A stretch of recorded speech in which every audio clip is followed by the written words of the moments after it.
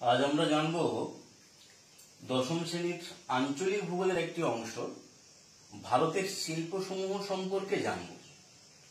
তো এটা বড় চ্যাপ্টার, আজকে দুটো শিল্প সম্পর্কে জানব। তো প্রথমত কতগুলো ধারণা তোমরা একটু নিয়ে নাও। শিল্প কাকে বলে এটা আমাদের জানার বিষয়, যে শিল্প বা ইন্ডাস্ট্রিজ বলতে কি বোঝো। তোমরা দেখো, কৃষিকাজ করলে যে সমস্ত কৃষি ফসল পাওয়া যায় তাকে কৃষিজ কাঁচামাল বলা হয়। অর্থাৎ তুলো বা কার্পাস, পাট, চা, কফি, রাবার, এগুলো সব কৃষিজ ফসল। আবার বন থেকে পাওয়া যায় নরম কাঠ, শক্ত কাঠ, মধু, মোম ইত্যাদি, অর্থাৎ সেগুলো বনজ ভিত্তিক কাঁচামাল।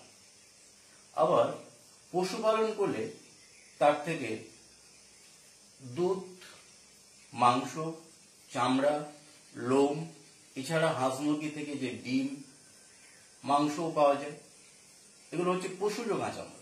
আবার দেখো, খনি থেকে যেগুলো পাওয়া যায় তাকে বলা হয় খনিজ ভিত্তিক কাঁচামাল। অর্থাৎ আকরিক লোহা, চুনাপাথর, ডলোমাইট, অশোধিত খনিজ তেল, অ্যালুমিনিয়াম, তামা ইত্যাদি, এগুলোকে বলা হয় খনিজ ভিত্তিক কাঁচামাল।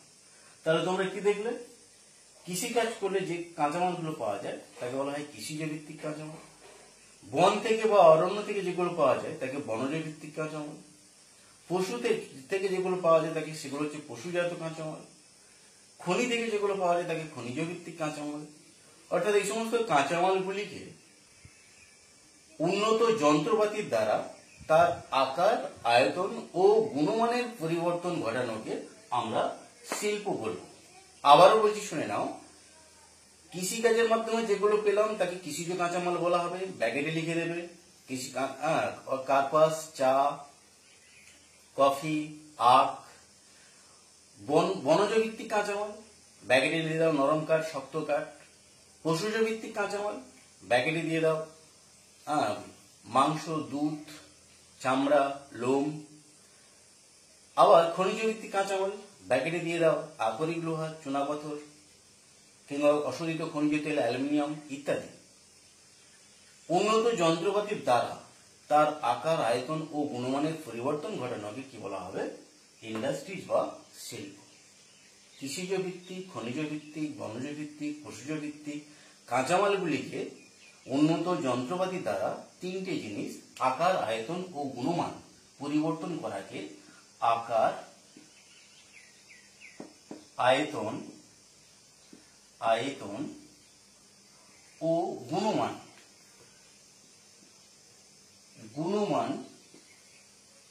এই তিনটে জিনিস পরিবর্তন করাকে ইন্ডাস্ট্রিজ বা শিল্প বলে। যেমন উদাহরণ দেখ, কৃষিকাজ করলে, তুলা চাষ করলে তুলা বা কার্পাস পাওয়া যায়, তাকে উন্নত যন্ত্রপাতি দ্বারা পাক দিয়ে সুতো থেকে জামা কাপড় তৈরি করা হয়। অর্থাৎ তুলা থেকে যে জামা কাপড় তার আকার, আয়তন, গুণমানের পরিবর্তন হয়েছে, এটা হলো কার্পাস বয়ন শিল্প। অর্থাৎ পশুপালন করলে তোমরা কি পাবে না, পাবে চামড়া থেকে চর্ম শিল্প হবে, মাংস থেকে মাংস প্রক্রিয়াকরণ শিল্প হবে, তারপরে পশুর লোম থেকে পশম শিল্প হবে, দুধ থেকে ডেয়ারি শিল্প হবে। এগুলো হচ্ছে কিনা সবগুলোতে দেখো তার আকার, আয়তন, গুণমানের পরিবর্তন ঘটছে। এবার আমরা জানবো তাহলে শিল্প কাকে বলে, তার উদাহরণ আশা করি দিতে পারো। এবার আসো, কাঁচামালের প্রকৃতি অনুসারে শিল্পের শ্রেণী বিভাগ আলোচনা করে। কাঁচামালের প্রকৃতি অনুসারে শিল্পের শ্রেণী বিভাগ তো কি, এটা যদি হয় প্রকৃতি অনুসারে শিল্পের শ্রেণী বিভাগ, একটু আগে তোমাদের বললাম, তাই না? একটা কৃষিজ ভিত্তিক শিল্প, কৃষিজ ভিত্তিক শিল্প,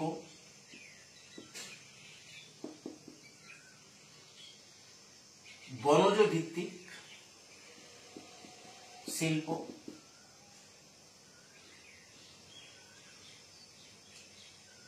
পশুজ ভিত্তিক শিল্প, খনিজ ভিত্তিক শিল্প, তাহলে কৃষিজ ভিত্তিক, বনজ ভিত্তিক, পশুজ ভিত্তিক, খনিজ ভিত্তিক, আরেকটা এই নাম যন্ত্রাংশ ভিত্তিক শিল্প।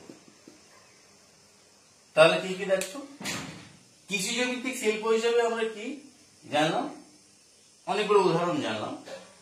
অর্থাৎ তুলা থেকে কার্পাসমেন্ট শিল্প, আখ থেকে তাই না চিনি শিল্প, চায়ের পাতা দিয়ে চা শিল্প, কফির ফল থেকে কফি শিল্প, এগুলো হচ্ছে কৃষিজ ভিত্তিক। বনজ ভিত্তিক যেটা হলো কি বললাম, নরম কাঠ থেকে কাগজ, শক্ত কাঠ থেকে আসবাবপত্র, এগুলো শিল্প। পশুজ ভিত্তিক শিল্প বলতে পশুর কাঁচামালগুলোর উপর নির্ভর করে, যেমন ধরো দুধ থেকে ডেয়ারি ইন্ডাস্ট্রি, পশুর লোম থেকে পশম শিল্প, মাংস থেকে মাংস প্রক্রিয়াকরণ শিল্প, আর চামড়া থেকে চর্ম শিল্প। খনিজের উপর ভিত্তি করে শিল্প দেখো অনেক শিল্প আছে, তার মধ্যে আকরিক লোহা, কোক কয়লা, চুনাপাথর এগুলো সব দিয়ে ইস্পাত শিল্প। অশোধিত খনিজ তেলের উপর নির্ভর করে তৈল রসায়ন শিল্প বা পেট্রোরসায়ন শিল্প। আর অ্যালুমিনিয়াম শিল্প, তামা শিল্প। যন্ত্রাংশজ শিল্প তোমরা জানো, তোমরা যে সাইকেল ব্যবহার করো তাতে টায়ার টিউবও রয়েছে, হ্যাঁ ইস্পাতও রয়েছে, অ্যালুমিনিয়ামও রয়েছে, আর স্টিলও রয়েছে। সবগুলো এক জায়গায় তৈরি হয় না, ভিন্ন ভিন্ন জায়গার জিনিসপত্র নিয়ে যখন একটা শিল্প হয়, তাহলে অনেকগুলো যন্ত্রের উপর নির্ভর করে একটা শিল্প, তখন তাকে বলা হয় যন্ত্রাংশ ভিত্তিক শিল্প। তো আপাতত আমরা দুটো বিষয় জানলাম, এবার জানবো আমরা, তবে দেখো শিল্প স্থাপনের অনুকূল পরিবেশ আলোচনা করো। এটা একটা কোশ্চেন তোমাদের দিয়ে থাকে মাঝে মধ্যে, তো আবার এর থেকে অনেক রকম শর্ট কোশ্চেন হয় বা 2 নম্বর 3 নম্বরের কোশ্চেন হয়, সেগুলো সম্পর্কে ধারণা এখানে আমরা নেব। তো শিল্পের স্থাপনের অনুকূল ভৌগোলিক পরিবেশ হিসাবে দুরকম পরিবেশ আছে, একটা আছে প্রাকৃতিক পরিবেশ আর একটা রয়েছে অর্থনৈতিক পরিবেশ। তো প্রাকৃতিক পরিবেশের কতগুলো ভাগ হবে এবং অর্থনৈতিক পরিবেশের কতগুলি ভাগ হবে। তো যে কোনো একটা জায়গায় শিল্প গড়ে তোলার ক্ষেত্রে তোমরা প্রারম্ভিক পর্ব যদি চিন্তা করো, প্রথমত সেখানে কি লাগবে, একটা ল্যান্ড বা জমি লাগবে। এবার মেন রাস্তা থেকে জমি পর্যন্ত একটা বাঁধ তৈরি করতে হবে, রাস্তা। এবার ওই জমিটাকে ভরাট করতে হবে, বাড়ি স্থাপন করতে হবে, যন্ত্রপাতি নিয়ে আসতে হবে, কাঁচামাল নিয়ে আসতে হবে, শ্রমিক নিয়ে আসতে হবে, বিদ্যুতের সংযোগ নিতে হবে, তারপরে উৎপাদন হলে সেগুলোকে আবার বাজারে পাঠাতে হবে। অতএব এত কিছু একটা বিষয়, শিল্প একদিন বা দুদিনে গড়ে ওঠে না, শিল্প স্থাপন করতে গেলে একটা মোটামুটি সময় লাগবে। তো দেখো শিল্প স্থাপনের ক্ষেত্রে দুটো পরিবেশ খুব গুরুত্বপূর্ণ, একটা প্রাকৃতিক পরিবেশ আর একটা অর্থনৈতিক পরিবেশ। তো এবার তাহলে দেখো, তাহলে প্রাকৃতিক পরিবেশের মধ্যে আমরা জানবো কাঁচামালের ভূমিকা। শিল্প স্থাপন যেন প্রধান একটা উপাদান হচ্ছে বা গুরুত্বপূর্ণ পয়েন্ট হচ্ছে কাঁচামাল, যে কোনো শিল্পের ক্ষেত্রে। তো কাঁচামালে কিরকম প্রভাব ফেলে দেখো, এই কাঁচামাল এর উপর ভিত্তি করে কাঁচামাল বহু রকমের হয়। তো প্রথমত জার্মান অর্থনীতিবিদ আলফ্রেড ওয়েবার, এই আলফ্রেড ওয়েবারের একটি সূত্র রয়েছে পর্ণ সূচক, অর্থাৎ উনি কাঁচামালের দুরকম ভাগ করেছেন এই পণ্য সূচকের ভিত্তিতে। একটা হচ্ছে কোনটা বিশুদ্ধ শ্রেণী কাঁচামাল হবে, কোনটা অবিশুদ্ধ শ্রেণী কাঁচামাল হবে। সেই প্রেক্ষাপটে ওয়েবারের এই পণ্য সূচকের মূল কথাটা কি না, পণ্য সূচকটা একটা রেশিও, কোন শিল্পে ব্যবহৃত কাঁচামালের ওজন ও ওই শিল্প থেকে উৎপাদিত মোট দ্রব্যের ওজন। অর্থাৎ দেখো তাহলে কোন শিল্পে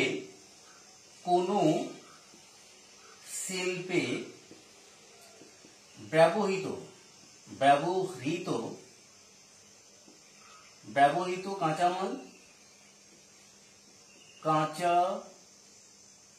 কাঁচামালের ওজন ও ওই শিল্প থেকে উৎপাদিত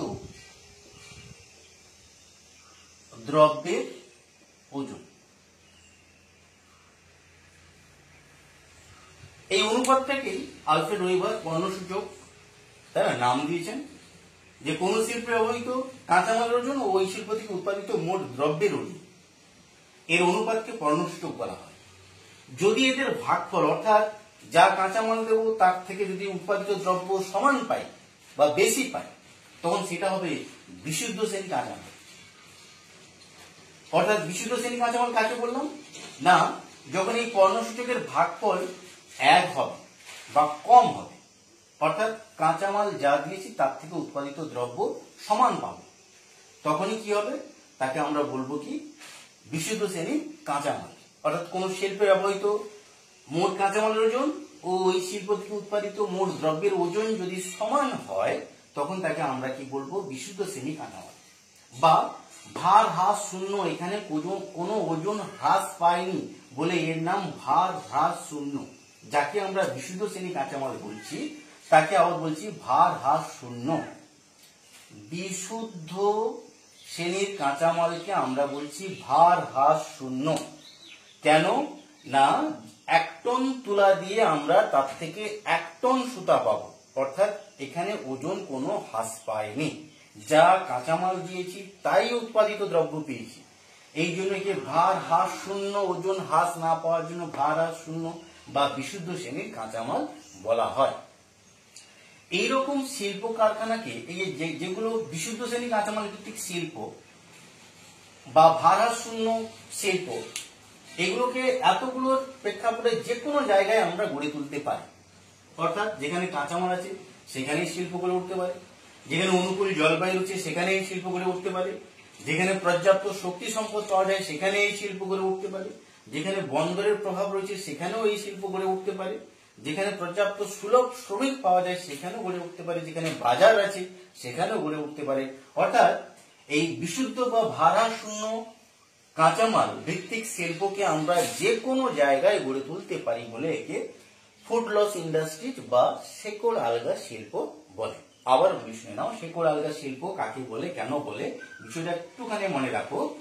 অর্থাৎ যে সমস্ত শিল্পের পণ্যসূচক, এটা 3 নম্বর কোশ্চেন থাকতে পারে, 2 নম্বর কোশ্চেন থাকতে পারে, শেকড় আলগা শিল্প বা ফুড লস ইন্ডাস্ট্রিজ কাকে বলে। তো সেখানে বলে দিই, এই যে বিশুদ্ধ শ্রেণীর কাঁচামাল বা ভাড়া শূন্য কাঁচামাল সংজ্ঞা তোমরা ফার্স্টে দেবে কি না, কোন পণ্যসূচক অনুসারে কি বলবে, কোন শিল্পে ব্যবহৃত কাঁচামালের ওজন ও ওই শিল্প থেকে উৎপাদিত দ্রব্যের ওজন যদি কি হয় সমান বা 1 হয়, তাই না, তখন তাকে কি বলা হবে বিশুদ্ধ বা ভাড়া শূন্য কাঁচামাল।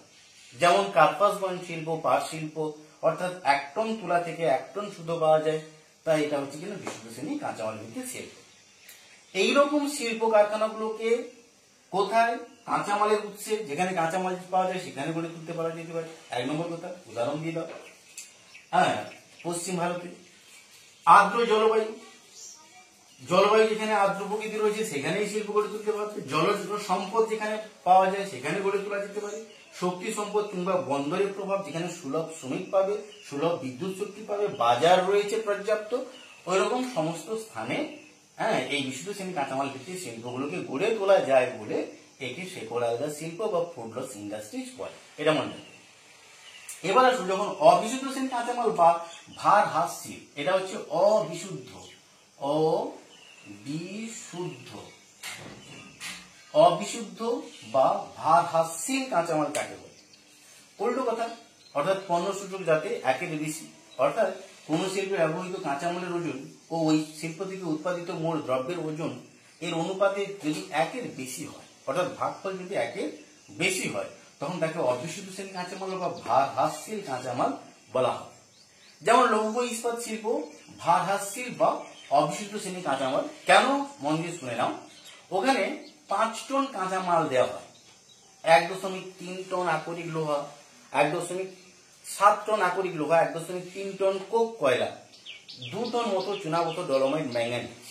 এগুলো দিয়ে 5 টন কাঁচামাল দিলে আমরা পাবো 1 টন উৎপাদিত দ্রব্য, অর্থাৎ যার ভাগফল 5 হচ্ছে, তাই না।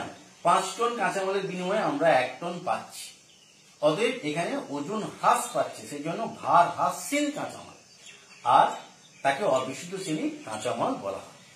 এইরকম অবিশুদ্ধ শ্রেণীর কাঁচামাল গুলি কি, এই যে অবিশুদ্ধ শ্রেণীর কাঁচামাল বা ভারহাসশীল কাঁচামাল যার পণ্যসূচক 1 এর বেশি, একে যে কোনো জায়গায় গড়ে তোলা যায় না। প্রধানত যেখানে কাঁচামাল রয়েছে, প্রধান কাঁচামাল যেগুলো, সেই রকম জায়গায় গড়ে তুলতে হবে, না হলে বাজারের কাছে নিয়ে তৈরি করে বিক্রয় করার জন্য গড়ে তুলতে হবে। অতএব এইরকম অবিশুদ্ধ শ্রেণী বা ভারহাসশীল কাঁচামালকে যে কোনো জায়গায় গড়ে তোলা যাবে না, কারণ শিল্পে লস বা লোকসান হবে। সেই জন্য তাকে হয় কাঁচামালের কাছে, না হয় বাজারের কাছে গড়ে তুলতে হয়। এই জন্য অবিশুদ্ধ শ্রেণী বা ভারহাসশীল কাঁচামালগুলোকে আমরা স্থাণু শিল্প বলবো, অর্থাৎ সে একটা নির্দিষ্ট স্থানে তাকে থাকতে হবে। ঠিক একই রকম দেখো, এই যে বিশুদ্ধ শ্রেণী বা ভারহারশূন্য কাঁচামাল, তাকে এতগুলো যে কোনো একটা অপশনকে কেন্দ্র করে গড়ে তোলা যায় বলে তাকে অস্থানিক শিল্প বা শেকড় আলগা শিল্প বা ফুড লস ইন্ডাস্ট্রি বলে।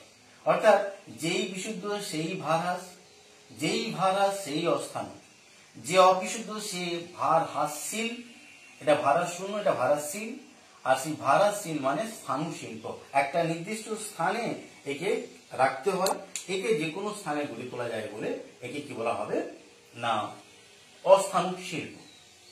তো আমরা কাঁচামালের বিষয়টা জানলাম। এছাড়া পচনশীল কাঁচামাল হয়, বিশুদ্ধ অবিশুদ্ধ। একটা পচনশীল কাঁচামাল বলতে কি, ফল এগুলো পচে যায়, কিংবা মাংস, মাছ, দুধ যেগুলো জীবজাত দ্রুত নষ্ট হয়, ওইরকম শিল্প কলকারখানাগুলোকে, ওইরকম শিল্প কলকারখানাগুলোকে আমাদের বাজারের নিকটবর্তী গড়ে তুলতে হবে, বা হিমায়িত র্যাক বিশিষ্ট ট্রাকের মাধ্যমে সংরক্ষণ করে তাকে বাজারে পাঠাতে হবে। তাহলে দেখো, এটা গেল কিনা পচনশীল কাঁচামালও হয়। আরেক রকম কাঁচামাল দেখো, ভঙ্গুর কিছু কিছু জিনিস আছে, ভেঙে যেতে পারে, কাঁচের দ্রব্যাদি, তাই না, বা কাঁচা মানে চীনা মাটির কিংবা মাটির তৈরি জিনিসপত্র, এগুলো ভঙ্গুর। তাই এগুলোকে অনেকটা বাজারের নিকটবর্তী তৈরি করে বাজারে বিক্রয় করলে সুবিধা থাকে। তাহলে দেখো, যে কোনো কাঁচামালের তাহলে বিশুদ্ধ অবিশুদ্ধ, পচনশীল, ভঙ্গুর, এগুলো ভাগ রয়েছে। শিল্প অবস্থানের ক্ষেত্রে কাঁচামালের ভূমিকা তোমরা অবশ্য জানলে। সেখানে পণ্যসূচক, বিশুদ্ধ অবিশুদ্ধ, তার বিশুদ্ধ শ্রেণী অবিশুদ্ধ শ্রেণী কাঁচামালের মধ্যে পার্থক্য বলতে পারবে, কাকে বিশুদ্ধ বলছে কাকে অবিশুদ্ধ বলছে, কেন, অর্থাৎ কেন বিশুদ্ধকে ভারহাস শূন্য, অবিশুদ্ধকে ভারহাসশীল, কেন বিশুদ্ধকে অস্থাণু, কেন অবিশুদ্ধকে স্থাণু শিল্প বলা হচ্ছে, এতক্ষণ বললাম। এবার আসো, শিল্পের অবস্থানের ক্ষেত্রে জলবায়ুর ভূমিকা একটা খুব গুরুত্বপূর্ণ ভূমিকা পালন করে। জলবায়ু দেখো, পৃথিবীর সব জায়গায় জলবায়ু একই রকম নয়। আমরা যেমন উষ্ণ জলবায়ুতে বসবাস করি, ক্রান্তীয় উষ্ণ প্রকৃতি জলবায়ুতে, মৌসুমী জলবায়ুতে বসবাস করি, তাই না। এই উষ্ণতা, অধিক উষ্ণতার হাত থেকে রক্ষা পাওয়ার জন্য কি না এই ফ্রিজ বা এসি, তাই না, এগুলো মানব জীবনের যেটা প্রয়োজন আছে, এসি, এয়ার কন্ডিশন মেশিন বা ফ্রিজ, রেফ্রিজারেটর, এরকম শীততাপ নিয়ন্ত্রিত জিনিসপত্রগুলো এই উষ্ণ জলবায়ু অঞ্চলে বেশি করে গড়ে ওঠে। আবার দেখো, যেখানে শীতল বা ঠান্ডা, উষ্ণ বিপরীত ঠান্ডা জলবায়ু রয়েছে, অত্যন্ত ঠান্ডা, সেখানে যে সমস্ত গরু ছাগল ভেড়া থাকে তাদের লোম প্রচুর বেশি থাকে, সেই লোম থেকে পশম শিল্প হয় শীতল জলবায়ু অঞ্চলে। আবার দেখো, যেখানে আর্দ্র জলবায়ু রয়েছে, আর্দ্র প্রকৃতির জলবায়ু শুধু ছিঁড়ে যাওয়ার সম্ভাবনা থাকে না, সেখানে কার্পাস বয়ন শিল্প বিশেষভাবে বিকাশ লাভ করে, পাট শিল্প বিশেষভাবে বিকাশ লাভ করে। আবার শুনো তো, আর্দ্র বিপরীতে যে শুষ্ক জলবায়ু, যেখানে শুষ্ক বাইরে জলে বসবনি, ওইরকম জলবায়ু অঞ্চলে ময়দা শিল্প বিশেষভাবে বিকাশ লাভ করে। আর একটা মনে রাখো, নাতিশীতোষ্ণ জলবায়ু অঞ্চল, অর্থাৎ নাতিশীতোষ্ণ জলবায়ু অঞ্চল হওয়া মানে সেখানে কি ঘটনা ঘটবে, সব রকম শিল্পের একটা বিকাশ ঘটবে। ইঞ্জিনিয়ারিং শিল্প বা শিল্পের শিল্প বা কার্পাস বয়ন শিল্প, তৈল রসায়ন শিল্প, সব রকম শিল্পের বিকাশ ঘটবে কোথায়, নাতিশীতোষ্ণ জলবায়ু অঞ্চলে। তাহলে দেখো, শিল্পের অবস্থানের ক্ষেত্রে জলবায়ুর ভূমিকা আলোচনা করো, এটা একটা কোশ্চেন থাকে 2 নম্বর অথবা 3 নম্বর। আমি তোমাদের আবারও বলে দিই, উষ্ণ জলবায়ুতে কি কি শিল্প গড়ে উঠছে বললাম, এসি, ফ্রিজ, রেফ্রিজারেটর। শীতল জলবায়ুতে কি কি শিল্প গড়ে উঠছে না পশম শিল্প, ফল প্রক্রিয়াকরণ শিল্প, বা এই যে মাছ, মাংস, দুধ, এগুলো প্রক্রিয়াকরণ শিল্প বিকাশ লাভ করবে। আর তোমার শুষ্ক জলবায়ু অঞ্চলে ময়দা শিল্প বিকাশ লাভ করবে। তারপর তোমার আর্দ্র জলবায়ু অঞ্চলে কার্পাস বয়ন শিল্প বিকাশ লাভ করছে। তারপরে তোমার নাতিশীতোষ্ণ জলবায়ু অঞ্চলে, তাই না, চলচ্চিত্র শিল্প কিংবা তোমার সব রকম শিল্পের বিকাশ লাভ করে থাকে। তাহলে জলবায়ু পয়েন্টে তোমরা এইভাবে, তাই না, উষ্ণ জলবায়ু, শীতল জলবায়ু, তারপরে নাতিশীতোষ্ণ জলবায়ু, শুষ্ক জলবায়ু, আর্দ্র জলবায়ু, হ্যাঁ, প্রতিটা জলবায়ুতে কি কি শিল্প গড়ে উঠেছে দিলে এর উত্তরটা কমপ্লিট হয়ে যাবে এবং পুরো 3 নম্বর পাব। জলজ সম্পদ, অর্থাৎ শিল্প বিকাশের ক্ষেত্রে জলজ সম্পদের একটা গুরুত্বপূর্ণ ভূমিকা রয়েছে। কারণ যে কোনো শিল্পের ক্ষেত্রে একটা জলজ সম্পদের গুরুত্বপূর্ণ ভূমিকা থাকে।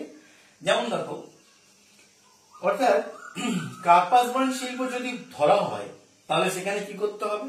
কাপড়কে পরিষ্কার করা কিংবা মার দেওয়া, রং দেওয়া, তাই না, আবার ওয়াশ করা, সবকিছুর জন্য জলের প্রয়োজন রয়েছে। বা সমস্ত শিল্পের শ্রমিকের পানীয় জল হিসেবে জল থাকতে হবে। যেমন ধরো লৌহ ইস্পাত শিল্পের বড় বড় বাচ্চুরিকে নেভানোর জন্য জল রাখতে হবে। অতএব দেখো, এই জন্য কিনা প্রতিটা শিল্প বিকাশের ক্ষেত্রে কোন না কোনো নদীর তীরে বা জলাধারের তীরে, তাই না, বিকাশ লাভ করেছে। অর্থাৎ শিল্পের জন্য জল পর্যাপ্ত পরিমাণে প্রয়োজন রয়েছে। শক্তি সম্পদ চলে আসুন। দেখো, শিল্প কলকারখানা মানে বড় বড় ইঞ্জিন, তাকে চালানোর জন্য পর্যাপ্ত পরিমাণে শক্তি সম্পদের অবশ্য প্রয়োজন রয়েছে।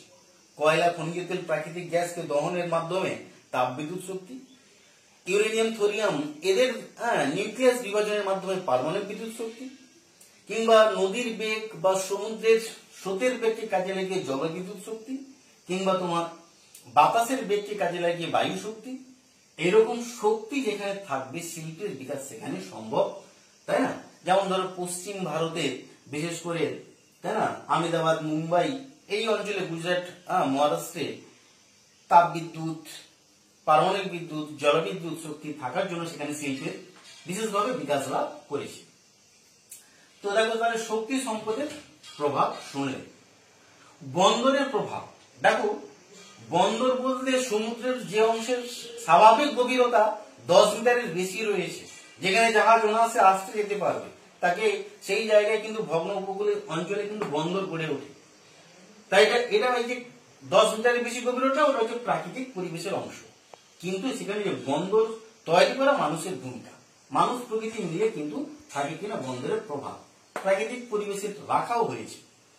তো দেখো, বন্দরের প্রভাব একটা গুরুত্বপূর্ণ, তাই না, পয়েন্ট। ভারতের ক্ষেত্রে, এরকম উন্নয়নশীল দেশের ক্ষেত্রে যেখানে আধুনিক যন্ত্রপাতির অভাব রয়েছে, উন্নত টেকনোলজি অভাব রয়েছে, উন্নত দেশ থেকে আমদানি করতে হয় যন্ত্রপাতি, কিংবা অনেক কাঁচামালও আমদানি করতে হয়, বা দেশে উৎপাদিত হওয়ার পর সেই উৎপাদিত দ্রব্যকে বিদেশের বাজারে পাঠানোর জন্য বন্দরের ভূমিকা অপরিহার্য। অতএব বন্দর এর প্রভাব শিল্প স্থাপন ক্ষেত্রে একটা গুরুত্বপূর্ণ প্রভাব ফেলে। অর্থনৈতিক পরিবেশে চলে আসুন। শ্রমিক লাগবে, জমি কেনা থেকে, ভরানো থেকে, রাস্তা তৈরি করা থেকে, বিদ্যুৎ সংযোগ, মাল অর্থাৎ কাঁচামালের দ্বারা উৎপাদিত দ্রব্য তৈরি করা, তাকে বাজারে পাঠানো, সবকিছুর জন্য শ্রমিক একটা পর্যাপ্ত পরিমাণে লাগবে।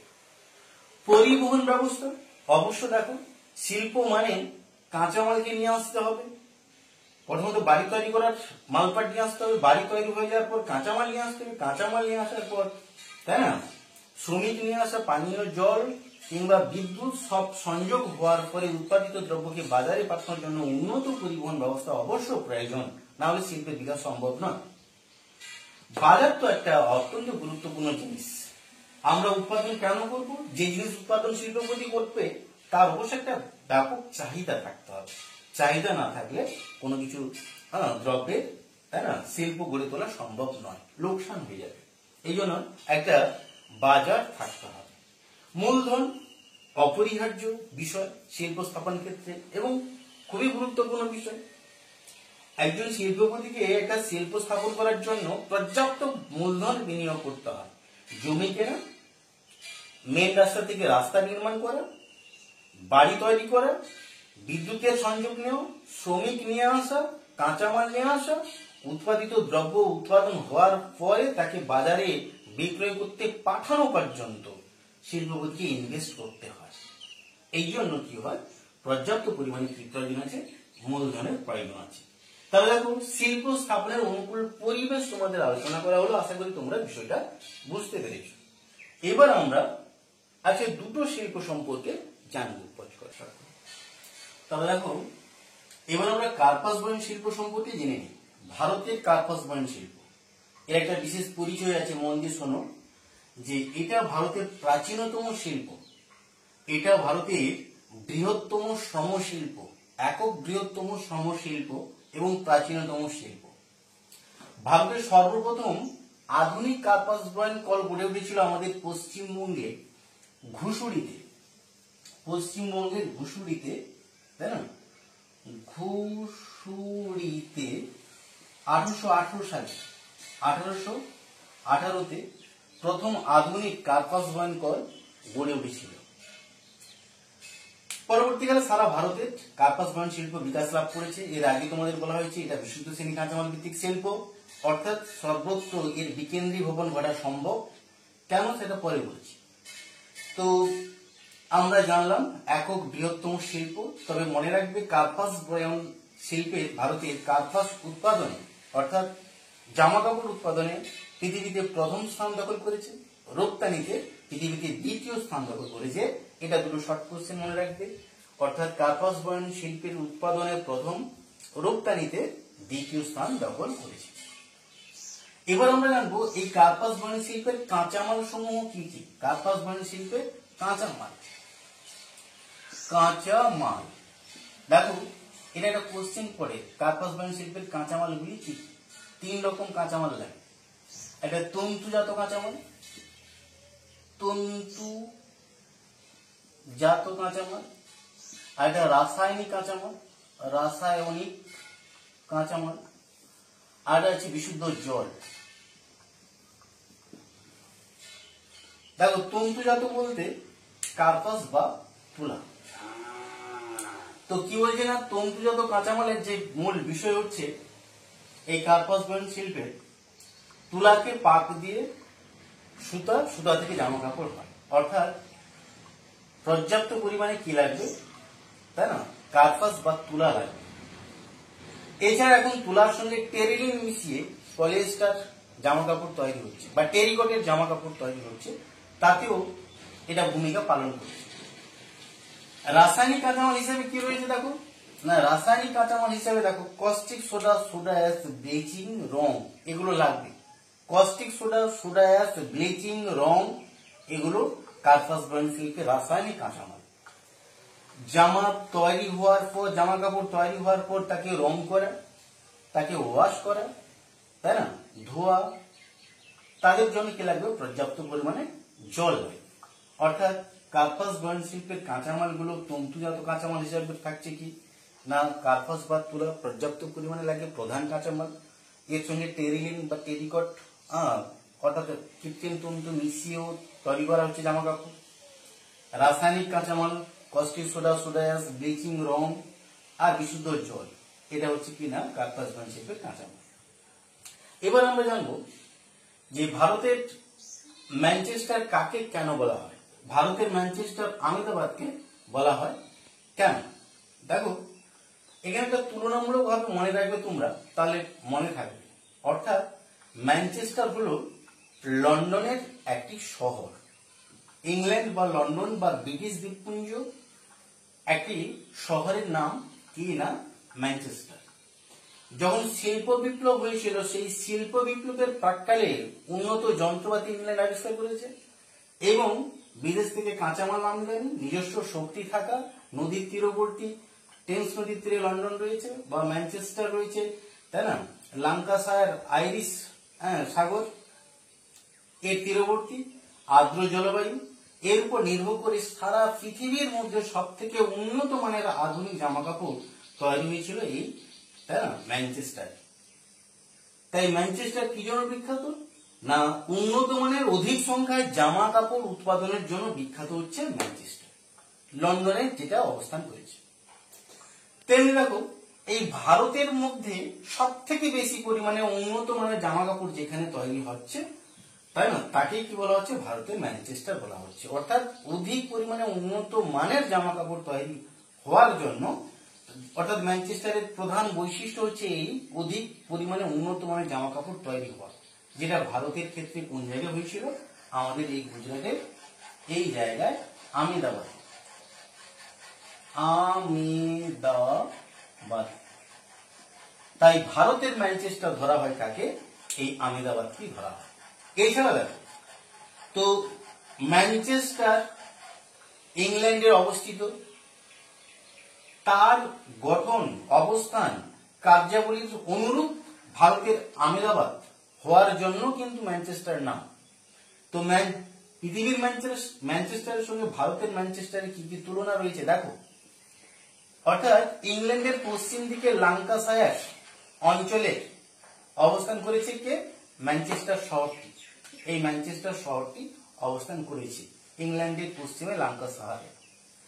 অনুরূপভাবে ভারতের পশ্চিমে গুজরাট রাজ্যের আহমেদাবাদে, এই যে গুজরাট রাজ্যের, তাই না, এই আহমেদাবাদে কে রয়েছে না, আহমেদাবাদ, এই গুজরাট রাজ্যে আহমেদাবাদ রয়েছে। ভারতের পশ্চিম দিকে গুজরাট রাজ্যে আহমেদাবাদ রয়েছে। তাহলে অবস্থান কত? একটা পশ্চিম পশ্চিম হলো। ম্যানচেস্টার রয়েছে আইরিশ সাগরের তীরবর্তী অঞ্চলে ম্যানচেস্টার অবস্থিত, আর্দ্র জলবায়ু হয়েছে। একই রকম দেখো, ভারতের এটা হচ্ছে কাম্বে বা খাম্বাগ উপসাগর, এটা হচ্ছে কি না, কাম্বে বা খাম্বাগ উপসাগর। এছাড়া এটা কচ্ছ উপসাগর, এর কারণে আর্দ্র প্রকৃতির জলবায়ু। অতএব দেখো, এই এও সাগরের তীরে, আমাদের আহমেদাবাদও উপসাগরের তীরে অবস্থিত। 1760 থেকে 1813 সাল পর্যন্ত আমেরিকা ছিল পৃথিবীর মধ্যে সবথেকে, এই ম্যানচেস্টার শহর ছিল ইংল্যান্ডে পৃথিবীর মধ্যে সব থেকে উন্নত মানের অধিক সংখ্যায় জামা কাপড় এখানে উৎপাদিত হয়ে আসছিল, তাই না? তাই পৃথিবী বিখ্যাত বয়ন শিল্পের স্থান হচ্ছে কি ম্যানচেস্টার।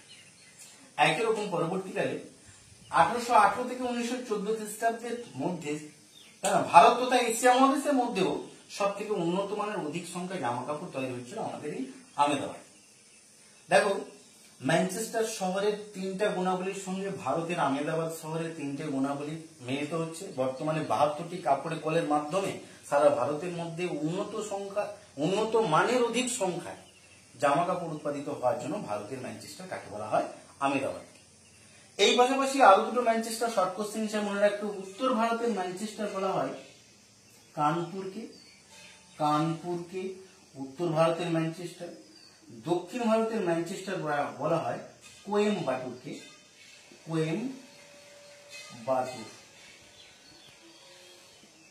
কোয়েম্বাটুর।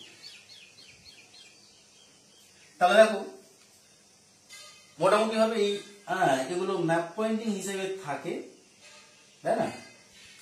উত্তর ভারতের ম্যানচেস্টার, দক্ষিণ ভারতের ম্যানচেস্টার, ভারতের ম্যানচেস্টার ম্যাপ পয়েন্টিং হিসেবে থাকতে পারে। তো আপাততভাবে আমরা জানলাম যে কার্পাস বয়ন শিল্প ভারতের কবে স্থাপিত হয়, কাঁচামালগুলো কি কি, আহমেদাবাদকে ভারতের ম্যানচেস্টার বলা হয় কেন। এরপর একটা ইম্পর্টেন্ট কোশ্চেন রয়েছে, পশ্চিম ভারতে কার্পাস বয়ন শিল্পের একদেশ প্রভাবের কারণ আলোচনা করো, সেটা একটু পরে আলোচনা করছি। তার আগে আমরা এই ম্যানচেস্টার, আহমেদাবাদকে ম্যানচেস্টার যে বলা হয়, এরকম কতগুলো শর্ট কোশ্চেন পেট্রোরসায়ন শিল্প থেকেও শুনে নেব একটা ছোট। তাহলে এবার আমরা একটু জেনে নিই পেট্রোরসায়ন শিল্প বা তৈল রসায়ন শিল্প সম্পর্কে একটু জেনে নিই। দেখো, পেট্রোরসায়ন বা পেট্রোকেমিক্যাল ইন্ডাস্ট্রি, ইংলিশে তোমাদের বইতে লেখা আছে, দেখো বাংলায় তৈল রসায়ন শিল্প। প্রথমত জেনে নাও পেট্রোরসায়ন শিল্পটা কি। দেখো, ল্যাটিন শব্দ পেট্রা আর অলিয়াম থেকে হচ্ছে পেট্রোলিয়াম। পেট্রোলিয়াম মানে জানো অশোধিত খনিজ তেল, তাই না, যেটা খনি থেকে সদ্য তোলা হয়। অশোধিত খনিজ তেল বা ক্রুড অয়েল বলে, এই অশোধিত খনিজ তেলকে বলা হয় ক্রুড অয়েল। তো এই অশোধিত খনিজ তেলকে শোধন করার পর যে যা কিছু পাওয়া যায়, এই যে ন্যাপথা, ইথিলিন, প্রপিলিন, মিথেন ইত্যাদি, এই সমস্ত উপজাত দ্রব্যের দ্বারা যে সমস্ত দ্রব্য তৈরি হয়, প্লাস্টিক, কৃত্রিম তন্তু, সার, ওষুধ, প্রসাধনিক সামগ্রী ইত্যাদি, যে বহুবিধ দ্রব্য তৈরি হয়, ওই রকম শিল্পকে বলা হয় কিনা পেট্রোরসায়ন শিল্প বা তৈল রসায়ন শিল্প। তো দেখো, মোটামুটি মনে রাখো, পেট্রা আর অলিয়াম থেকে পেট্রোলিয়াম, পাথরজাত তেল বলা হয়, পাললিক শিলা থেকে অশোধিত খনিজ তেল পাওয়া যায় বলে এর নাম পেট্রোলিয়াম। ওই অশোধিত খনিজ তেল ছাড়াও আরো কিছু রয়েছে। পেট্রোরসায়ন শিল্প বা তৈল রসায়ন শিল্পের সংজ্ঞা দিতে গেলে এইভাবে দেবে, অশোধিত খনিজ তেল, তাই না, অশোধিত কয়লা, মানে প্রাকৃতিক গ্যাস, এদেরকে শোধন করার পর পাওয়া যাবে কি naphtha, butadiene, ethylene, methane, propane, propylene, benzol, ethylene রয়েছে কাঁচামালগুলো। এই কাঁচামালগুলোর উপর নির্ভর করে প্লাস্টিক, কৃত্রিম তন্তু, সার, কীটনাশক ওষুধ, tyre tube, rubber, scent, shampoo, সাবান ইত্যাদি যে বহুবিধ দ্রব্য তৈরি করা হয় তাকে আমরা বলবো পেট্রোরসায়ন শিল্প বা তৈল রসায়ন শিল্প। আবারও বলে দিই, শুনে নাও। অশোধিত খনিজ তেল, কয়লা, অশোধিত কয়লা বা অশোধিত প্রাকৃতিক গ্যাসকে শোধন করার পর naphtha, butadiene, ethylene, methane, propane, propylene, benzol ইত্যাদি কাঁচামালগুলো পাওয়া যায়। ওই সমস্ত কাঁচামালের গুলোর উপর ভিত্তি করে, তাই না, প্লাস্টিক, কৃত্রিম তন্তু, টায়ার টিউব, রং, সেন্ট, শ্যাম্পু, সাবান ইত্যাদি প্রায় 500টিরও বেশি উৎপাদিত দ্রব্য তৈরি করা হয়ে থাকে যে শিল্পে, তাকে পেট্রোরসায়ন শিল্প বা তৈল রসায়ন শিল্প বলে। তাহলে তৈল রসায়ন শিল্প বা পেট্রোরসায়ন শিল্প কাকে বলে নিশ্চিত বলতে পারবে? এই ছকটার দিকে তাকো, এখান থেকে বেশ কতগুলো কোশ্চেন যে বলা হচ্ছে পেট্রোরসায়ন বা তৈল রসায়ন শিল্পের কাঁচামালগুলো কি কি। দেখো, অশোধিত খনিজ তেল, অশোধিত কয়লা, প্রাকৃতিক গ্যাস, অশোধিত, এগুলোকে শোধন করলে যেগুলো পাওয়া যায় সেগুলো হচ্ছে পেট্রোরসায়ন বা তৈল রসায়ন শিল্পের কাঁচামাল। যেমন ধরো, অশোধিত খনিজ তেলকে শোধন করে প্রথমত পাওয়া যাবে ন্যাপথা। এই ন্যাপথা হচ্ছে, মনে রাখবে, ন্যাপথা হচ্ছে কিনা এই তোমার পেট্রোরসায়ন বা তৈল রসায়ন শিল্পের প্রধান কাঁচামাল। একটা শর্ট কোশ্চেন, তৈল রসায়ন শিল্প বা পেট্রোরসায়ন শিল্প বা পেট্রোকেমিক্যালস ইন্ডাস্ট্রিজ এর প্রধান কাঁচামাল কি? ন্যাপথা। এছাড়া ইথিলিন, প্রপিলিন, মিথেন এটা কোত্থেকে পাওয়া যাচ্ছে? অশোধিত তেল থেকে এতটা পাওয়া যাচ্ছে। এরপর দেখো, অশোধিত কয়লাকে শোধন করলে টুলুইন, বেনজল, প্যারাডাইলিন, পাইরিডিন এরকম কাঁচামাল পাওয়া যাচ্ছে। প্রাকৃতিক গ্যাসকে শোধন করলে কি পাওয়া যাচ্ছে? Methane, ethane, propane, butane, pentane, hexane ইত্যাদি কাঁচামালগুলো পাওয়া যাচ্ছে। তাহলে তৈল রসায়ন বা পেট্রোরসায়ন শিল্পের কাঁচামালগুলো কি কি তোমরা পাটে পাটে লিখো, পুরো নাম্বার পাবে। অশোধিত খনিজ তেল থেকে কি পাওয়া যায়? 3টে মনে রাখো। কয়লা থেকে 3টে মনে রাখো। প্রাকৃতিক গ্যাস থেকে 3টে মনে রাখো। এগুলো কাঁচামাল। একটা কেন্দ্রের শোধন করার পর এই কাঁচামালগুলোকে নিয়ে দেখো তার চারিদিকে বহু কারখানা গড়ে উঠতে পারে, তাই না? অর্থাৎ এবার আসো, তৈল রসায়ন শিল্পের উৎপাদিত দ্রব্যগুলো কি কি? একটা জিনিস নয়, বহু রকমের জিনিস উৎপাদিত হয়। নিত্য ব্যবহারে লাগে এমন সব জিনিসপত্র উৎপাদিত হয়। প্রায় 500টিরও বেশি উৎপাদিত দ্রব্য, 500টিরও বেশি উৎপাদিত দ্রব্য তোমরা এই শিল্প থেকে পাবে। তাই এই শিল্পকে বলা হয়, তাই না, জায়েন্ট ইন্ডাস্ট্রিজ বা দানব শিল্প। জায়েন্ট ইন্ডাস্ট্রিজ বা দানব শিল্প, আধুনিক দানব শিল্প কাকে বলে? তৈল রসায়ন শিল্প বা পেট্রোরসায়ন শিল্প। এটা মনে রাখবে। কেন বলে না, তৈল রসায়ন শিল্প থেকে দেখো কৃত্রিম তন্তু হিসেবে লাইলন, পলিয়েস্টার, তাই না, অ্যাক্রিন এরকম দ্রব্য থেকে তৈরি হচ্ছে বিভিন্ন রকমের জামা কাপড়, রেনকোট তৈরি হচ্ছে কৃত্রিম তন্তু জাত এগুলো। রাবার, কৃত্রিম রাবার হিসেবে টায়ার টিউব, তারের আচ্ছাদন ইত্যাদি তৈরি করা হচ্ছে।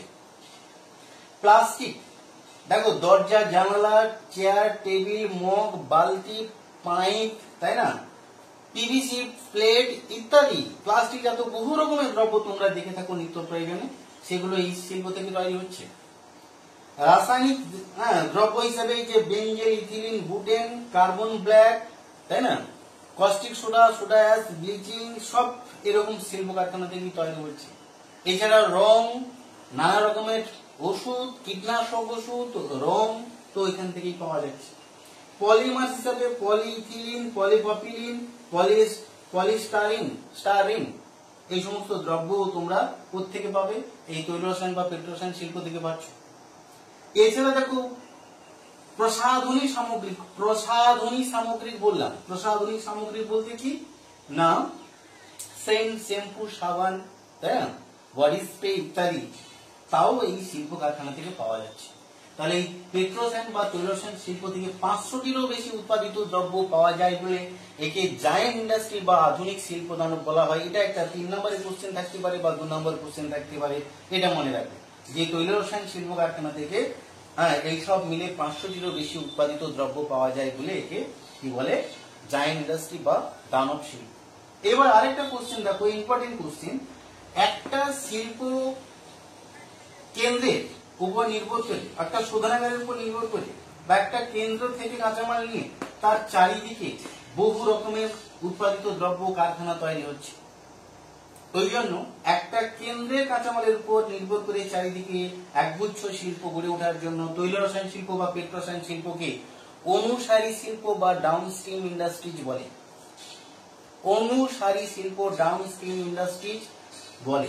অনুসারী শিল্প কাকে বলে একটু মনে দিয়ে শুনে রাখো, এটাও 2 নম্বর কোশ্চেন থাকে, তাই না? তৈল রসায়ন শিল্পকে বলা হয় কেন না, একটি জায়গায় কাঁচামাল, এই যে ন্যাপথ্যাপটা, ইথিলিন, মিথেন, প্রপেন, প্রপিলিন ইত্যাদির উপর নির্ভর করে তার চারিদিকে রং, প্লাস্টিক, কৃত্রিম তন্তু, টায়ার টিউব, তারপর সার, সেন্ট, শ্যাম্পু ইত্যাদি যে দ্রব্য তৈরি কারখানা গড়ে ওঠে, হ্যাঁ, একটা জায়গায় কাঁচামালকে কেন্দ্র করে গড়ে ওঠার জন্য কি বলা হয়? অনুসারী শিল্প বলা হয়। অনুসারী শিল্পের তোমরা এই চিত্রটা ব্যবহার করতে পারো। তাহলে এখন আমি প্রথমত বলবো, এই পর্যন্ত যে বিষয়টা যা দেয়া আছে এটা হচ্ছে কিনা ভেতরে অংশ হচ্ছে কাঁচা মাল, এগুলো হচ্ছে কিনা তোমার কাঁচা মাল, এটা হচ্ছে কাঁচা মাল, অর্থাৎ তৈল রসায়ন শিল্পের কাঁচা মাল। আর বাহিরের দিকে যে অংশটা রয়েছে এটা হচ্ছে কিনা উৎপাদিত দ্রব্য, উৎপাদিত দ্রব্য, এটা হচ্ছে উৎপাদিত দ্রব্য। বাইরের অংশটা উৎপাদিত দ্রব্য, ভেতরের অংশটা কাঁচা মাল, তাই না? তাহলে কাঁচা মালগুলো কি কি, উৎপাদিত দ্রব্য কি কি, জায়ান্ট ইন্ডাস্ট্রি কেন বলে অনুসারী শিল্প, বিষয়টা বুঝতে পেরেছো? একটা জায়গায় কাঁচামালকে অনুসরণ করে চারিদিকে একগুচ্ছ শিল্প কারখানা গড়ে উঠছে বলে একে অনুসারী শিল্প বা ডাউনস্ট্রিম ইন্ডাস্ট্রিজ বলে। এরপরে আরেকটা ইম্পর্টেন্ট কোশ্চেন, বোধমূলক কোশ্চেন, সেটা হচ্ছে কিনা এই তৈল রসায়ন শিল্প বা পেট্রোরসায়ন শিল্পকে ভারতের উদীয়মান শিল্প বা সানরাইজ ইন্ডাস্ট্রিজ বলা হয় কেন? ভারতের উদীয়মান শিল্প বা সানরাইজ ইন্ডাস্ট্রিজ বলা হয় কেন? তো এই প্রেক্ষাপটে তোমরা একটু মন দিয়ে শুনে নাও। তো ভারতের উদীয়মান শিল্পকে বলার ক্ষেত্রে মূলত যেটা কারণ রয়েছে সেটা হচ্ছে কি না তোমার, যে এই শিল্প কারখানা থেকে 500টি বেশি উৎপাদিত দ্রব্য পাওয়া যাচ্ছে যেগুলো নিত্য প্রয়োজনীয় ব্যবহার সামগ্রীতে লাগে। দেখো, টায়ার টিউব, তারের আচ্ছাদন টিউব, প্লাস্টিক জাতীয় যা দ্রব্য, এখানে জামা কাপড়, রেইনকোট থেকে শুরু করে শ্যাম্পু, সাবান থেকে শুরু করে, তাই না, এই যে রাসায়নিক অর্থাৎ সার, কীটনাশক, ওষুধ, যা কিছু সবকিছু কিন্তু এই শিল্প কেন্দ্র থেকে পাওয়া যাচ্ছে। অর্থাৎ মানুষের নিত্য ব্যবহার সামগ্রীতে এটা বেশি পরিমাণে লাগবে ব্যবহারের জন্য, এটা 1 নম্বর পয়েন্ট। দ্বিতীয় পয়েন্ট বলা যেতে পারে, এই শিল্প কারখানায় বহু শ্রমিক নিয়োজিত থাকে। আগে দেখো, মানুষের নিত্য চাহিদা পূরণ করছে, নিত্য চাহিদা পূরণ করছে, চাহিদা পূরণ করছে। 2 দেখো, একে কেন্দ্র করে কর্মসংস্থান, বহু মানুষের কর্মসংস্থান হয়েছে। 3 দেখো, রাস্তাঘাটের মান উন্নয়ন হয়েছে, মান উন্নয়ন হয়েছে। 4 দেখো, কর্মসংস্থান সৃষ্টি হয়েছে, রাস্তাঘাটের মান উন্নয়ন হয়েছে। কৃষি, এই যে রাসায়নিক সার, কীটনাশক, ওষুধ, এর উপর নির্ভর করে কৃষিতে বিপ্লব এসছে। শিল্পেরও প্রসার ঘটেছে, এর উপর নির্ভর করে বহুবিধ শিল্পের বিকাশ ঘটেছে। একটা নয়, একগুচ্ছ শিল্প এর উপর নির্ভর করে বিকাশ ঘটেছে। আর এই শিল্পের উপর নির্ভর করে বিদেশের বাজারে রপ্তানি করে বৈদেশিক মুদ্রা অর্জিত হচ্ছে। মানুষের কর্মক্ষমতা বেড়ে গেছে, ভারত পৃথিবীর 2য় জনবহুল দেশ, তাই এই উৎপাদিত দ্রব্যের ব্যাপক চাহিদা রয়েছে। 1 নম্বর কথা। কলকারখানা যত তৈরি হয়েছে, মানুষের কর্মসংস্থান বা কাজের সন্ধান হয়েছে। একে এই শিল্পের বিকাশ ঘটাতে গিয়ে রাস্তাঘাটের মান উন্নয়ন হয়েছে, যোগাযোগ ব্যবস্থা উন্নত হয়েছে। এই যে ধরো রাসায়নিক সার, কীটনাশক, ওষুধ, উন্নত বীজ তৈরি করার জন্য যে সমস্ত রাসায়নিক প্রোডাক্টগুলো লাগে তা এখান থেকে পাওয়া যাচ্ছে। শিল্পের যে কাঁচামালগুলো, যেমন ধরো কার্পাস বয়ন শিল্পের caustic soda, soda ash, bleaching, রং, এগুলো সব এই শিল্প কারখানা থেকে নিতে হচ্ছে, তাই না? শিল্পেরও প্রসার ঘটছে। বিদেশের বাজারে এই উৎপাদিত দ্রব্যগুলো বিক্রয় করার মাধ্যমে আমরা বৈদেশিক মুদ্রা অর্জিত হচ্ছে, দেশের জাতীয় আয় বৃদ্ধি পাচ্ছে, তাই না? সার্বিক দিক দিয়ে ভারতের অর্থনৈতিকটা অনেকটা স্বচ্ছ হচ্ছে, গতি এগোচ্ছে এই শিল্প। তাই ভারতের সানরাইজ ইন্ডাস্ট্রিজ বা উদীয়মান শিল্প কাকে বলা হয়? তৈল রসায়ন শিল্পকে বলা হয়। তাহলে দেখো, তৈল রসায়ন শিল্পকে সানরাইজ ইন্ডাস্ট্রি বা উদীয়মান শিল্প কেন বলে তাও আমরা জেনে নিলাম। এখন দুটো ইম্পর্টেন্ট কোশ্চেন রয়েছে। সেই পশ্চিম ভারতে কার্পাস বয়ন শিল্পের একদেশী ভবন আর পেট্রো রসায়ন বা তৈল রসায়ন শিল্পের একদেশী ভবনের কারণ আমরা জানবো একটা নির্দিষ্ট ছকের মাধ্যমে। তাহলে দেখো, পশ্চিম ভারতে কার্পাস বয়ন শিল্পের একদেশী ভবনের কারণগুলি সম্পর্কে আমরা জানবো। দেখো, পশ্চিম ভারতে কার্পাস বয়ন শিল্পের একদেশী ভবন অর্থাৎ একদেশী ভবন বা কেন্দ্রী ভবন কথাটা একই, অর্থাৎ একই জায়গায় অধিক কারখানা বিকাশ লাভ করা বা গড়ে ওঠা, একে বলে একদেশী ভবন বা কেন্দ্রী ভবন। একটা কেন্দ্রের উপর ডিপেন্ড করে অনেকগুলো যে কারখানা থাকছে, একই জায়গায় অনেক কারখানা থাকার জন্য একে একদেশী ভবন বা কেন্দ্রী ভবন বলা হচ্ছে। তো পশ্চিম ভারত বলতে কি, তো আমরা মূলত এই গুজরাট রাজ্য আর এখানে আসবো মহারাষ্ট্র রাজ্য। গুজরাট মহারাষ্ট্র এই দুই রাজ্যের মধ্যে থেকে আমরা, তাই না কি না, পশ্চিম ভারত বললে এই দুই রাজ্যকে প্রধানত বলবো, বা মধ্যপ্রদেশের কিছু অংশ থাকতে পারে। তো গুজরাট ও মহারাষ্ট্র এই দুই রাজ্য, তাই না, মূলত পশ্চিম ভারতের কার্পাস বয়ন শিল্পের একদেশী ভবন ঘটেছে। তো আমরা এই কতগুলো পয়েন্ট ব্যাখ্যা করব। তার আগে যে পশ্চিম ভারতে কার্পাস বয়ন শিল্প কেন্দ্র বলেছে, এটা প্যারা হিসেবে তোমরা জাস্ট লিখবে গুজরাটের কয়েকটি শিল্প কেন্দ্রের নাম এবং মহারাষ্ট্রের কয়েকটি শিল্প কেন্দ্রের নাম। গুজরাটের প্রধান কার্পাস বয়ন শিল্প কেন্দ্র তো জানো আহমেদাবাদ, যেটা হচ্ছে না ভারতের ম্যানচেস্টার। এছাড়া তোমরা দিয়ে দিও সুরাট, তাই না, গান্ধীনগর, রাজকোট, হ্যাঁ, এরকম কতগুলো স্থানের নাম দেবে। তারপরে যে দেখো মহারাষ্ট্রের মুম্বাই হচ্ছে কার্পাস বয়ন শিল্পের রাজধানী। ভারতের কার্পাস বয়ন শিল্পের রাজধানী বলা হয় কিন্তু মুম্বাই, তাই না। এছাড়া পুনে, নাগপুর, সোলাপুর, হ্যাঁ, নাসিক, এগুলো হচ্ছে কিনা মুম্বাইয়ে কতগুলো কি আছে কার্পাস বয়ন শিল্প কেন্দ্র। তাহলে কি বললাম, গুজরাটের কয়েকটি শিল্প কেন্দ্র, মহারাষ্ট্রের কয়েকটি শিল্প কেন্দ্র ফার্স্ট দিয়ে দাও। এবার একদেশী ভবনের কারণ পয়েন্ট হবে, একদেশী ভবনের কারণ এটাই হবে মেন পয়েন্ট। তার সাব পয়েন্টের 1 নম্বর পয়েন্ট হবে কাঁচামাল। তো কার্পাস বয়ন শিল্পের প্রধান কাঁচামাল হচ্ছে কি না তুলা, উৎপাদিত তুলা, তাই না। সেই তুলা কোত্থেকে পায় তোমরা নিশ্চিত জানো। মহারাষ্ট্রে রয়েছে ডেকান ট্যাপ মালভূমি, গুজরাটের এই যে কাথিয়াবাড় উপদ্বীপ সহ এই অঞ্চলটায় ও রয়েছে রেগুর মাটি বা কৃষ্ণ মৃত্তিকা। ডেকান ট্যাপ মালভূমি মহারাষ্ট্র ও গুজরাটের যে কাথিয়াবাড় উপদ্বীপ বা সমভূমি অঞ্চলে রয়েছে কিনা এই তোমার কৃষ্ণ মৃত্তিকা বা রেগুর মৃত্তিকা। এই মাটিতে দীর্ঘ আঁশযুক্ত তুলা উৎপাদিত হয়।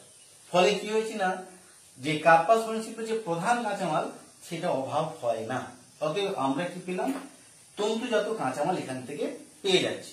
এছাড়া দেখো এখানে অনেকগুলো তৈল রসায়ন শিল্প বিকাশ লাভ করেছে। জামনগর রয়েছে, কিংবা কোয়ালি রয়েছে, ক্রম্বে থানে রয়েছে, ভাদোদরা রয়েছে। এগুলো থেকে রং, plastic soda, soda ash, bleaching, কার্পাস বয়ন শিল্পের যে রাসায়নিক কাঁচামাল লাগে সেটাও এখান থেকে পাওয়া যায়। তাহলে আমরা কাঁচামাল পয়েন্টে জানলাম তন্তুজাত রাসায়নিক দুরকম কাঁচামাল এখানে পাওয়ার বা প্রাপ্তির সুবিধা রয়েছে। অতএব কাঁচামাল সম্পর্কে আমরা জেনে নিলাম। কাঁচামালে আরেকটা বিষয় থাকে জল সম্পদ। জলও একটা কাঁচামাল হিসেবে ভূমিকা পালন করে। তো তোমরা এখানে দেখো রয়েছে কি না নর্মদা নদী রয়েছে, নিচের দিকে তাপ্তি রয়েছে, তাই না, সবরমতী, মাহি, এই নদীগুলো রয়েছে। সবরমতী, মাহি, এই নদীগুলো রয়েছে।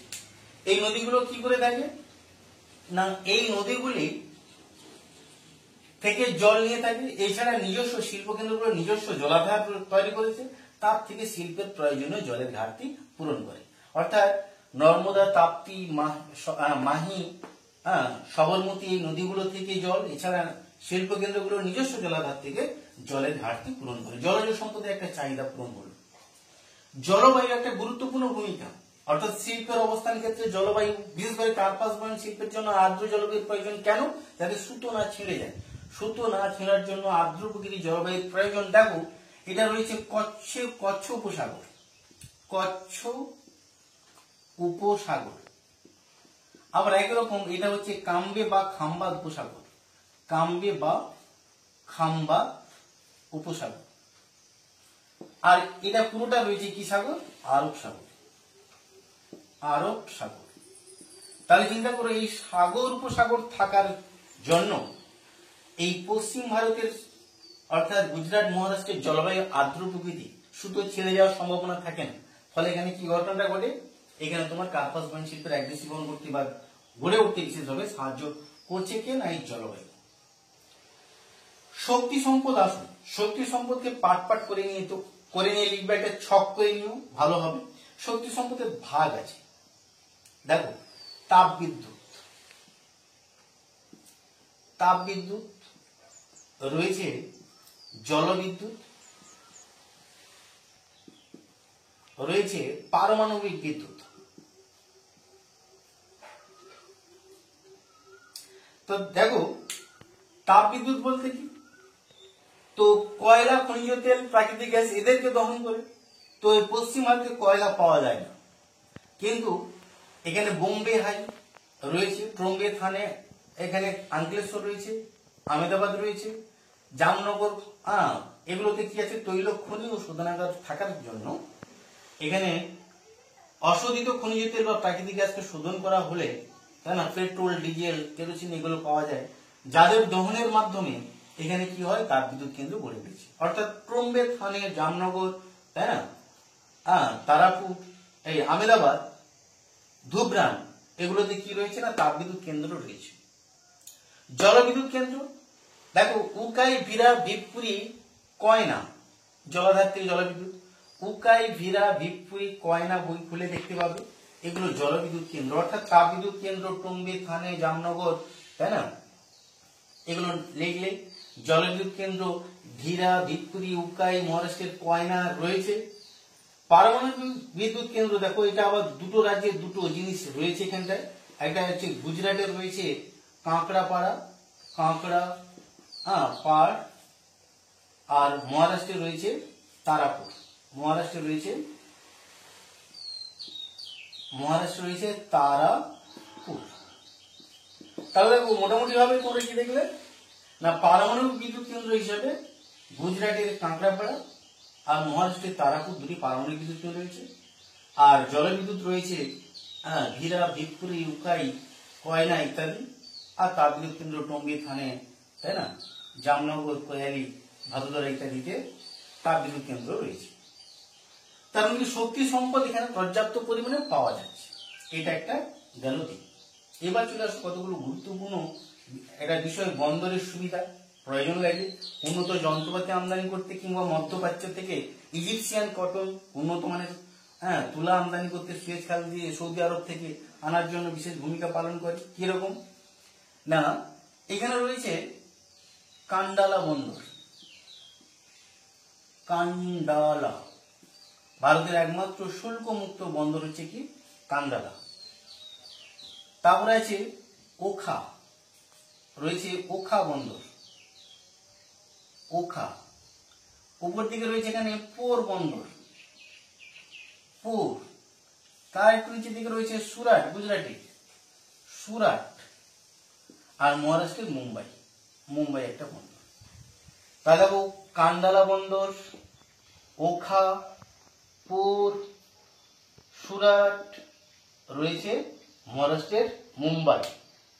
তাহলে দেখো এই বন্দর থাকার জন্য যেটুকু কাঁচামাল লাগবে, কাঁচামাল কিংবা উন্নত যন্ত্রপাতি নিয়ে আসা হচ্ছে। সব থেকে বড় কথা, উৎপাদিত দ্রব্যকে বিদেশের বাজারে রপ্তানি করতে, মধ্যপ্রাচ্যে পাঠাতে বিশেষ ভূমিকা পালন করছে এই বন্দরগুলি। অতএব বন্দর পশ্চিম ভারতের কার্পাস বয়ন শিল্পের ক্ষেত্রে একটা বড় ভূমিকা পালন করছে।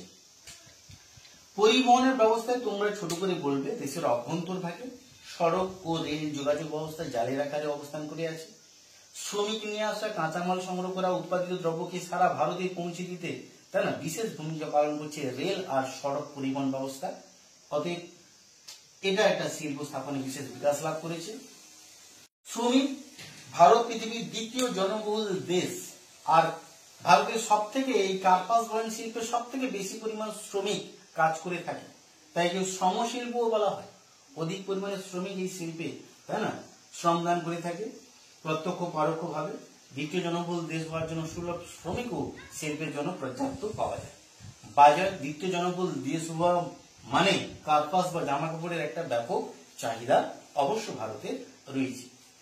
এই কতগুলো পয়েন্ট তোমাদের ভালো করে ব্যাখ্যা করতে হবে। বিশেষ করে দেখো কাঁচামাল, সেখানে তোমাকে ডেকান ট্যাপ, গুজরাটের কাথিয়াবাড় দ্বীপ বা সমভূমি, রেগুর মাটি, এই শব্দগুলো কাঁচামাল পয়েন্টে থাকতে হবে।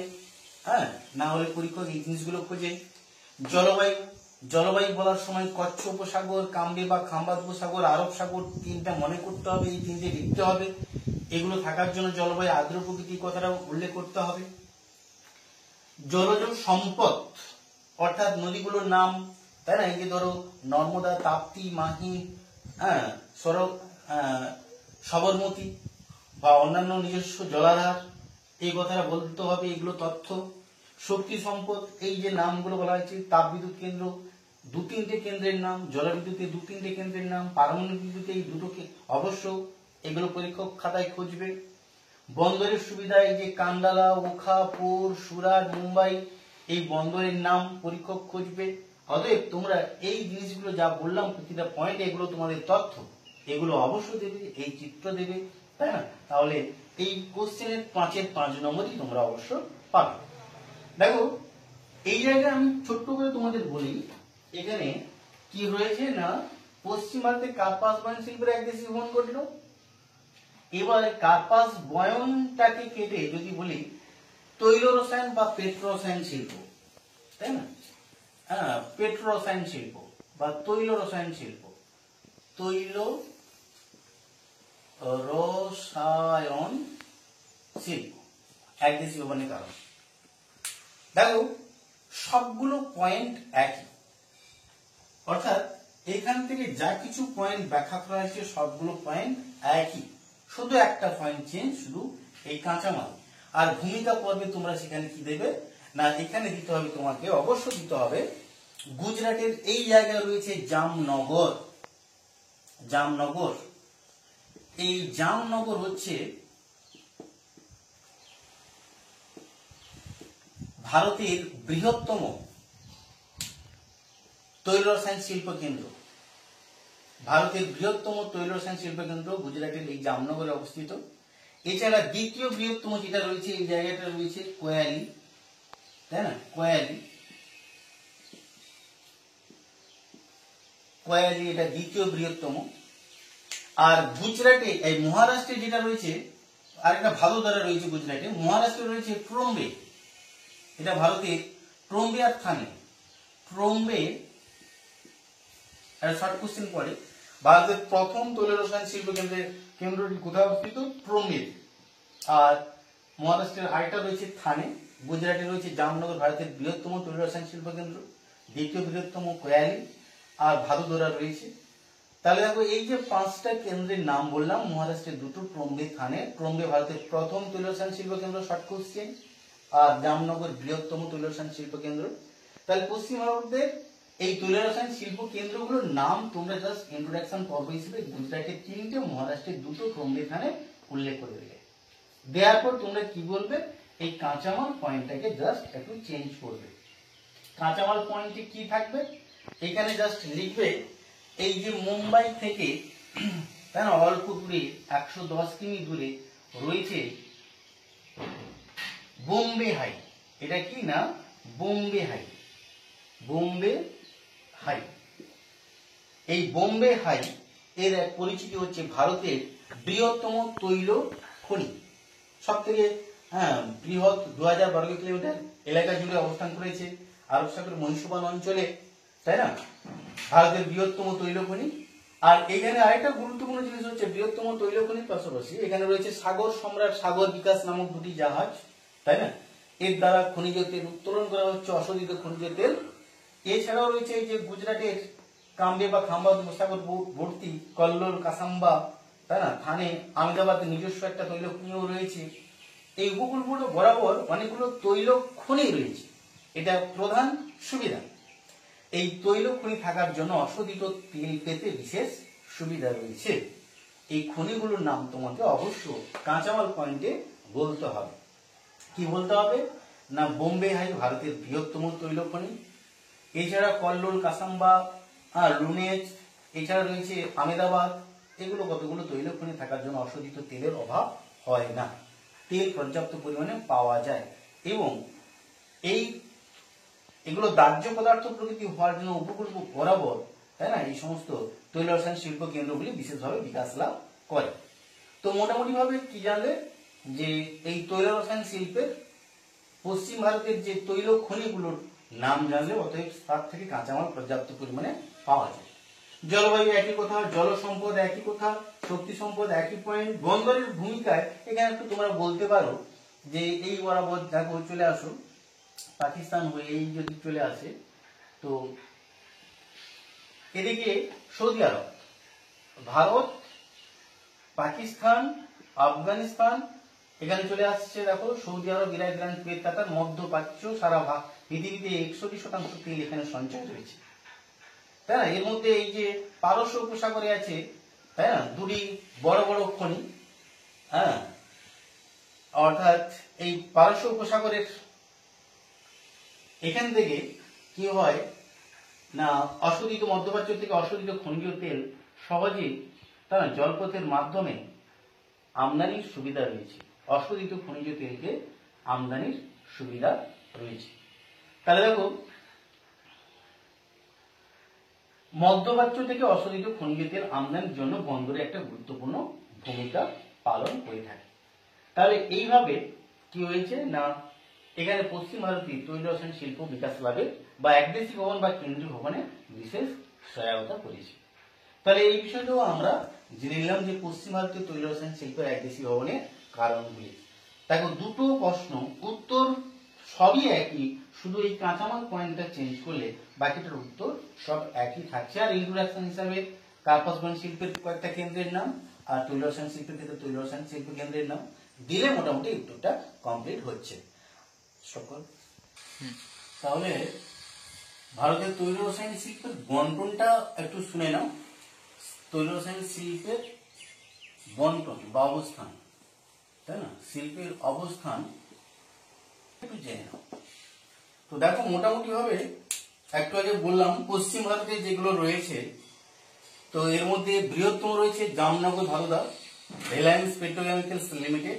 আর ভারতের বৃহত্তম পেট্রোকেমিক্যাল সংস্থা হচ্ছে রসায়ন শিল্পের সংস্থা হচ্ছে রিলায়েন্স সংস্থা। আর কোয়ালি রয়েছে দ্বিতীয় বৃহত্তম পেট্রোরসায়ন শিল্প কেন্দ্র, কোয়ালি রিফাইনারিজ লিমিটেড হচ্ছে কিনা এখানকার সংস্থার নাম। ট্রোঙ্গে ভারতের প্রথম তৈল রসায়ন শিল্প কেন্দ্র, ইউনিয়ন কার্বাইড ইন্ডিয়া লিমিটেড এখানকার সংস্থার নাম। থানে বেলাপুরে রয়েছে ন্যাশনাল অর্গানিক পেট্রোকেমিক্যালস লিমিটেড, তাই না, থানে বেলাপুরে রয়েছে। এরা গেল পশ্চিম ভারতে। দক্ষিণ ভারতে চলে আসো ম্যাঙ্গালোর, ম্যাঙ্গালোরে রয়েছে, তাই না, কিনা রিফাইনারিজ অ্যান্ড পেট্রোকেমিক্যালস লিমিটেড, ম্যাঙ্গালোরতে রয়েছে রিফাইনারিজ অ্যান্ড পেট্রোকেমিক্যালস লিমিটেড। চেন্নাইতে রয়েছে Herdillia petrochemicals limited, Herdillia chemicals limited. আর তুতিকোরিন রয়েছে southern petrochemical industries limited, southern petrochemical industries limited তুতিকোরিনে রয়েছে। হলদিয়াতে রয়েছে হলদিয়া পেট্রোকেমিক্যালস লিমিটেড, বরায়নীতে একই রকম বরায়নী পেট্রোকেমিক্যালস লিমিটেড। তাহলে দেখো পূর্ব ভারত যদি বলা হয় তাহলে হলদিয়া বরায়নী বলো, উত্তর পূর্ব ভারত যদি বলা হয় বঙ্গাইগাঁও বলবে, বঙ্গাইগাঁও রিফাইনারিজ অ্যান্ড পেট্রোকেমিক্যালস লিমিটেড। বঙ্গাইগাঁওতে রয়েছে কি, বঙ্গাইগাঁও রিফাইনারিজ অ্যান্ড পেট্রোকেমিক্যালস লিমিটেড। মোটামুটি এটা মনে রাখবে। এগুলো হচ্ছে ভারতের তৈল রসায়ন শিল্পের অবস্থান, কতগুলো সংস্থার নাম মনে রাখাটা খুব ভালো এবং ম্যাপ পয়েন্ট হিসেবে থাকতে পারে। যে উত্তর পূর্ব ভারতের একটি তৈল রসায়ন শিল্প কেন্দ্র, ভারতের বৃহত্তম তৈল রসায়ন শিল্প কেন্দ্র, দক্ষিণ ভারতের একটি তৈল রসায়ন শিল্প কেন্দ্র, পশ্চিম ভারতের একটি তৈল রসায়ন শিল্প কেন্দ্র, পার্টিকুলারলি দিতে পারে বরায়নী তৈল রসায়ন শিল্প কেন্দ্র, হলদিয়া তৈল রসায়ন শিল্প কেন্দ্র। এগুলো ম্যাপ পয়েন্টিং হিসাবে থাকে, অবশ্যই এটা মনে রাখবে।